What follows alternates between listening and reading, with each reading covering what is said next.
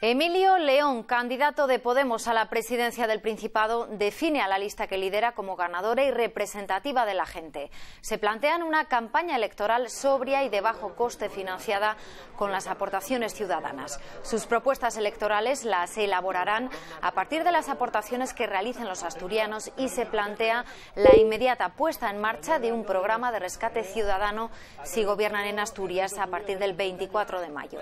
Emilio León dice que su victoria en las primarias es el triunfo de la gente que tiene ganas de cambiar las cosas. La candidatura está compuesta por personas no solamente cualificadas profesionalmente y con una trayectoria contrastada en distintos ámbitos, sino sobre todo gente honesta, gente capaz que viene aquí a cambiar las cosas. Dentro de 2 semanas aproximadamente se presentarán las propuestas que van a ser votadas por medios online y también refrendados en urnas para demostrar cuáles son las principales prioridades de los asturianos y asturianas. Este no es el programa de un partido, no es el programa de una ideología, es el programa de la gente y por tanto es la gente la que tiene que decidir cuáles son las principales medidas a tomar.